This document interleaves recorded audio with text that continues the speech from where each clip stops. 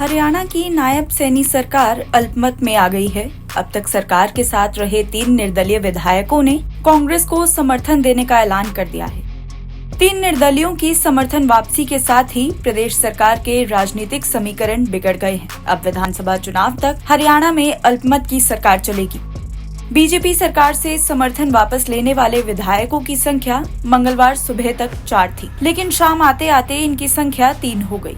मंगलवार को सुबह से ही अटकलें लगाई जा रही थी कि पूंडरी के निर्दलीय विधायक रणधीर गोलन, चरखी दादरी के निर्दलीय विधायक सोमवीर सांगवन, नीलोखेड़ी के निर्दलीय विधायक धर्मपाल गोंदर और बादशाहपुर से विधायक राकेश दौलताबाद समर्थन वापस लेंगे। मंगलवार की शाम राकेश दौलताबाद को छोड़कर अन्य 3 विधायकों ने रोहतक पहुंच पूर्व मुख्यमंत्री भूपेंद्र सिंह हुड्डा से मुलाकात की और लोकसभा चुनाव में कांग्रेस को समर्थन देने की घोषणा कर दी। तीनों विधायकों ने लोकसभा चुनाव में कांग्रेस के लिए प्रचार करने और बीजेपी सरकार से समर्थन वापस लेने का ऐलान भी कर दिया।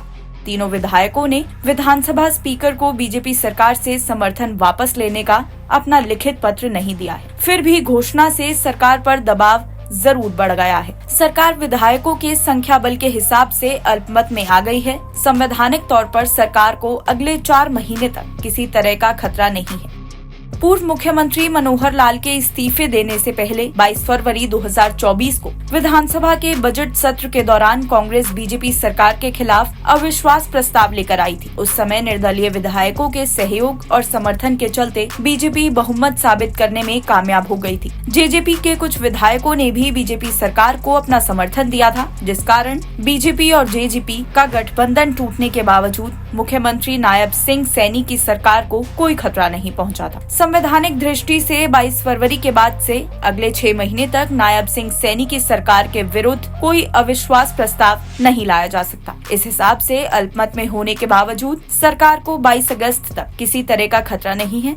चूँकि सितंबर अक्टूबर में विधानसभा चुनाव होने, ऐसे में सरकार अगस्त में भी विधानसभा भंग कर चुनाव कराने की घोषणा कर सकती है। मुख्यमंत्री ने अगर सरकार भंग करने की सिफारिश नहीं की और कांग्रेस फिर से सरकार के विरुद्ध किसी तरह का अविश्वास प्रस्ताव लेकर आती है, तो जेजेपी के 10 असंतुष्ट विधायकों में से 5 बीजेपी हैं। ऐसे में 88 सदस्यीय विधानसभा में 45 विधायकों के समर्थन का आंकड़ा बीजेपी विधानसभा में आसानी से पेश कर सकती है। 3 निर्दलीय विधायकों के समर्थन वापस लेने के बाद फिलहाल बीजेपी के 40 विधायकों के साथ 2 निर्दलीय नयनपाल रावत और राकेश दौलताबाद तथा एचएलपी के विधायक गोपाल कांडा का समर्थन रह गया है, जो कि बहुमत के आंकड़े से 2 विधायक कम है। महम के निर्दलीय विधायक बलराज कुंडू पहले दिन से सरकार के विरुद्ध चल रहे हैं। अपनी पार्टी बना चुके कुंडू को पिछले दिनों INLD के प्रधान महासचिव अभय सिंह चौटाला के मंच पर देखा गया था।